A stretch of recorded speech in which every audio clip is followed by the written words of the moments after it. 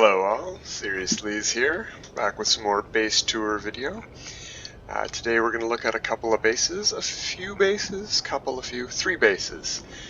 Two built in the same era as the previous two we showed you, the production era. I learned a little bit more in these two bases. There's a bit more extending going on, that I advanced a bit more, was able to gather more resources. And as you can see, we are on a very windy planet. I really like the weather here, and you cannot capture it in screenshots at all because this storm disappears in the screenshots, unfortunately. It's still really dusty when there's no storms, and maybe we'll get to see some of that. But as you can see, here is the base proper, and some other mistakes were made in this base. I've got way too many cactus just placed willy-nilly around here. It doesn't look too bad, but it's a waste of parts. I don't need to grow cactus. They grow on this planet. I can go get some if I need. And I've got biodomes in plenty of places, so I really don't need any of these cacti. I'm gonna delete all of them. I am gonna put in a landing pad. When I built this base, if you put a landing pad at a trade station, there was a bug that would make NPC ships not land here anymore. That's been fixed. You can put as many, well, I don't know about as many, but you can at least put one of your own landing pads here without affecting it. As you can see, we have some color-coded storage containers here for indium. We've got quite a bit of activated indium, 36,000, that's tons.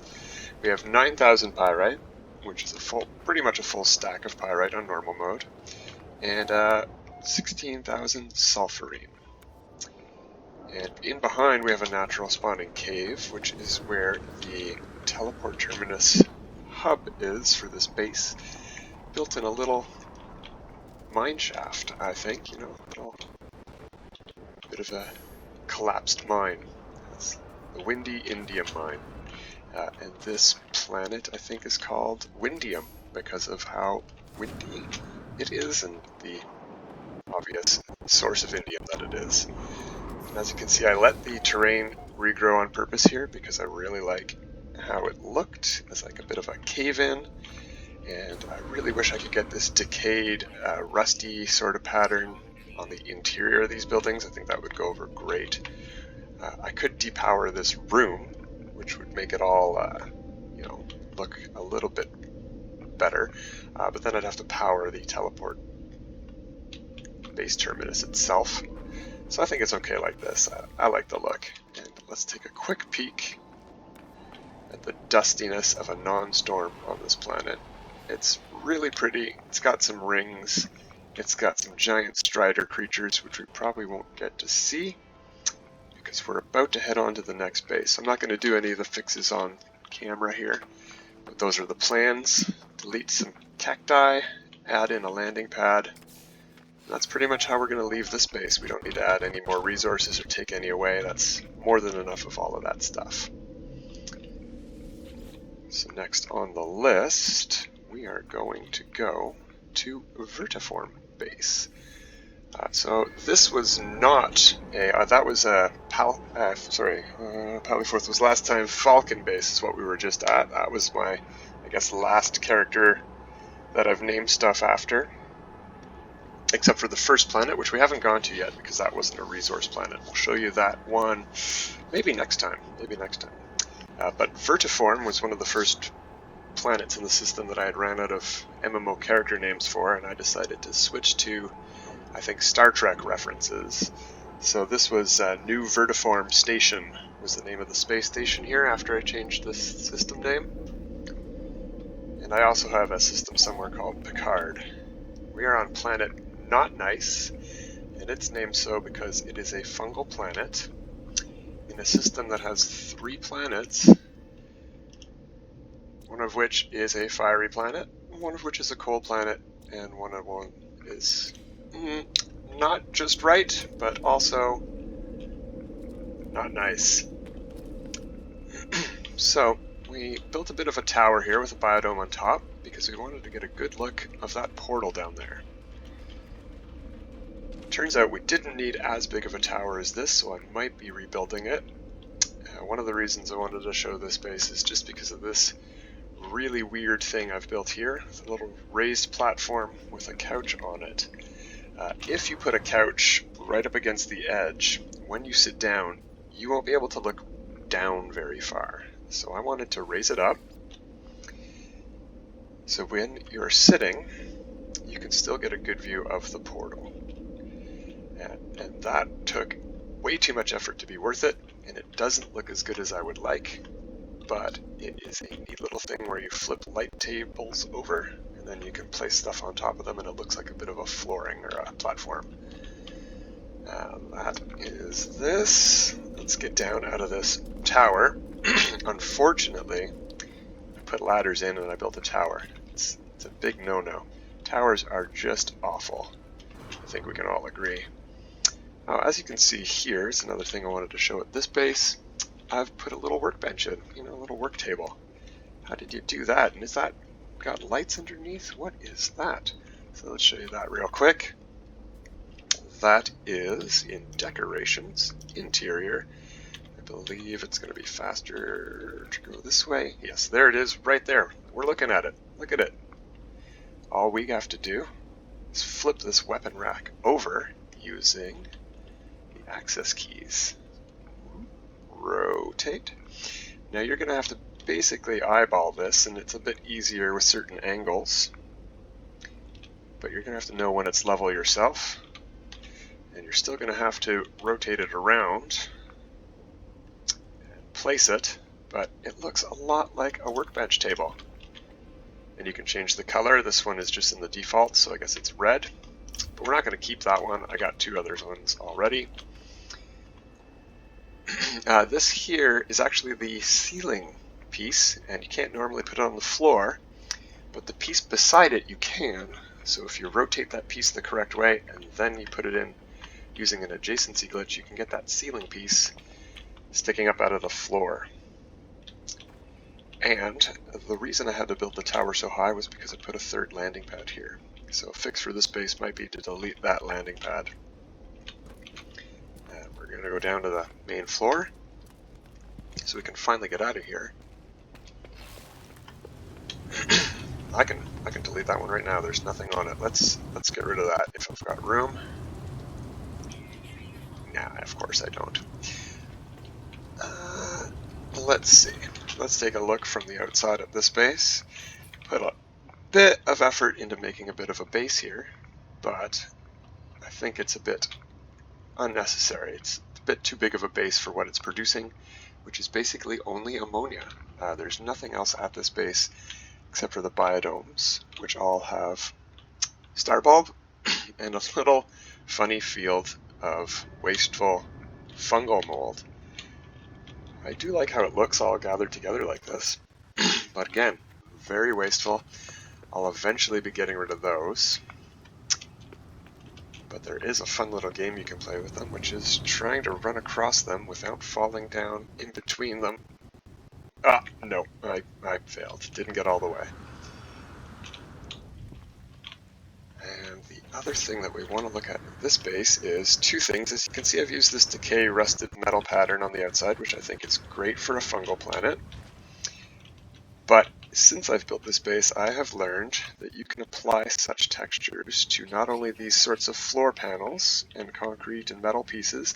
The metal pieces take them a lot better than the concrete ones, but you can change the silvery outline here on the concrete pieces, and wooden pieces also can be changed. And you can also do supply depots. And as you can see here, I still have not yet learned how to merge them into the same place. And I will be able to do that here, but I'll have to leave at least this single one here. And my merged ones will have to be separate from it, because I don't have any structure underneath to place the merged ones merged with this one. And if you don't merge it exactly, the single pipe connection won't count.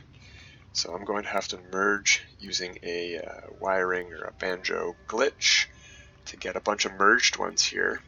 Now you don't need to use that kind of glitch to merge storage depots. You can use an adjacency glitch from the storage pipe, which works great, but you can't get the texture if you do it that way. So I'm going to try to get the decayed metal texture on here just for the look. I'm not going to do this one on camera too, because if I put any pieces around here, it will destroy this plant. And it'll regrow, but I don't want to traumatize people on screen. So that's this base. We're just producing ammonia. We're going to add a lot more capacity. We're going to delete that entire structure over there. And we're probably going to shorten the tower, even though it'll get rid of that platform that took ages to build. It wasn't worth it. And we won't need it if we get rid of this landing pad. So we'll be able to see the tower from a much shorter distance up. I guess there's one other thing you can show you here, is that up at the top, because it was such a pain to go up ladders all the time, I added a door to the back of this room behind the portal. And you can't see it from inside. It's an all-glass room, so it just looks like a window anyway. You can't get into the room. The portal blocks your access, but you can see that I can access the base terminus, and I can get out of here without having to go inside the tower. So we're going to change that base quite a bit. We're not going to do that on camera. And we're going to go a little bit ahead now to some further advanced production base that I built after learning some of these advanced techniques. I'll show you how that goes. Coincidentally enough, as I was doing a preview tour of these bases to see which ones I should show off, I was viewing this base here as I was listening to another video in the background describe an interesting problem that I addressed at this base. I don't know if that problem's been completely fixed, but I have not experienced it in a long time.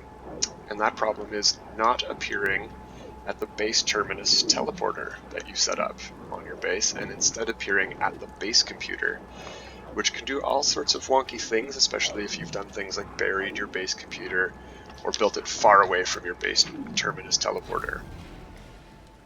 So at this base, the terrain has regrown, but I'm not going to address that. I think it looks okay and it's still functional. The black screen here is because this is in the UAS system, and there are a lot of other bases here, and it is loading probably a lot of them in. I do think I have multiplayer disabled, so it shouldn't be loading other people in. There we go. There we go. That took a while. So, boop! Oh, I popped in because I was half buried in the ground. I think that looks sort of neat, so I don't think I'm going to fix this. I didn't plan ahead for the terrain regrowth here. I didn't think it would be so severe because when I placed the cubes, it didn't seem to deform on the outside so much. So the thing to show you that I was just talking about is this short-range teleporter. You can see it if we hadn't gone right through it. It doesn't take us very far. It does not take us very far away, just maybe 100 U. But this is where the base computer basically had to be to reach, I think it's power over here, or it's hard to tell. Most of it's buried, but I think it's the power station is at the maximum range, about 1000 U that way.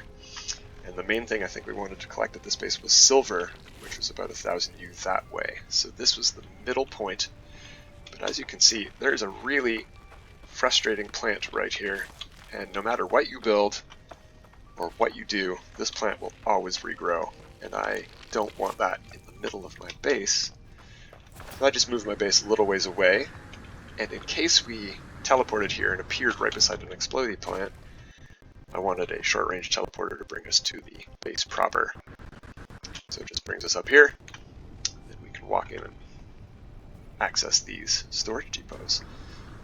It's nice to see NPC ships landing at player bases again. That's great. Here you can see we have a little tower of oxygen extractors. I had learned how to merge these, but I thought it looked pretty neat as a little bit of an entrance to the base to have them all in a hexagon pattern here, having the pipes go up to the ones above. And this is the amount of terrain regeneration I sort of expected. This is what I wanted on the inside. I didn't realize it would end up being so deep, but oh well, we'll deal with it. And we'll show you the little bit of advancement I had made here. This is where I first put to use the glitch I mentioned previously, which is using the piping to adjacency glitch a bunch of these together. You can see I'm storing 23,000 silver in basically one storage silo. At least it only looks like one storage silo. There's not anywhere underneath. I mean, there's a little bit of room. I probably could have hidden a bunch, well, 2 or 3 in here without merging them. But I don't think we would get 23,000 silver if we just had the underneath area to work with. We got 16,000 phosphorus. We have 13,000 oxygen. So a couple of things to pick up here. This base's main purpose was for living ships, which run on gold or silver for their, I think, pulse drive fuel. So if you were running a living ship in the United Allied Systems, UAS, which is the Zane's World player-made civilization, and you need to refuel, you could stop off at this system, discovered by Christie's Beach. Hestia. Hestia is the name of the planet it is on, and we are in the Hera system? Yes, Hera. And it is in region 4, I believe. That's what it just said, USA 4 of Euclid, not their new Isenham location. This is in their original Euclid empire, I guess you'd call it, civilization. There's a bunch of planets here. And I believe this might be the 6 biome system. I'm not certain.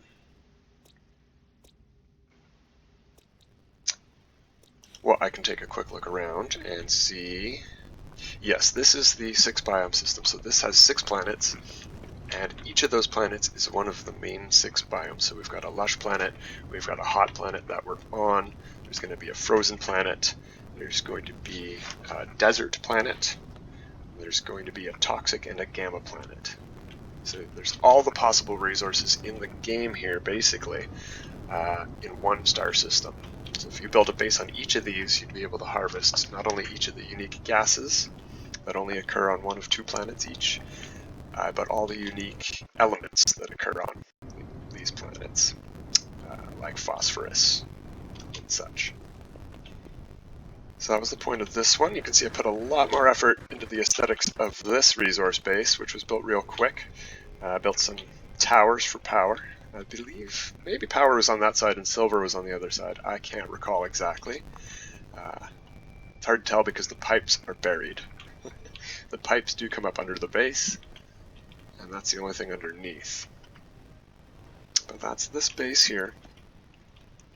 Just a nice quick one. I built on stream. I wasn't on anybody's stream, but I was listening to Zane World's stream, and he was lamenting that his new living ship had nowhere to refuel during his exploration of his home space. And so I'm like, well, I can help you with that. I've got a couple of bases I've already built in this system. So I hopped over to one of the planets I hadn't built on yet, which happened to have silver as one of its resources. And I built the Silver Snail outpost. Let's take a look. What was the exact base name? I can't recall. We just looked at it twice. Silver Snail Supply Station. I guess I do like my alliteration. Silver Snail, because we're looking at the silver and the living ships, which are sort of snail-like, but also because it was a comic book shop I used to go to as a kid from my local area. I thought that was a nice reference. As you can see, doing the glitch to make these raised, I forgot to mention, does raise these off the ground quite a bit, which is interesting, not ideal. Since I've built this base, I've learned that it's quite easy to just move these down one tile first, or one short wall, and then you can phase a ground piece again through them after, which makes them look a bit different, so they're a bit buried instead of a bit floating, but it looks a bit better than floating with just a wire holding them up, or their extraction tube. So there we have it. Oh, I can't get in that ship. That one isn't mine. So yeah, next week I think we will take a look at one of my bigger bases. It's still built in this era, but it's a base that I've been updating throughout the game. All of the most recent Quicksilver accoutrements are there, you know, the decorations, plants and stuff. And I've updated it as it's gone on. It's evolved a lot, and unfortunately I can't really show off how it started, but I can show off how it looks now. And I don't really live there anymore, but it's where all of my NPCs are still housed, so we'll go and visit them and maybe pick some flowers at my spurious bulb. Until next time, everybody, have a good time.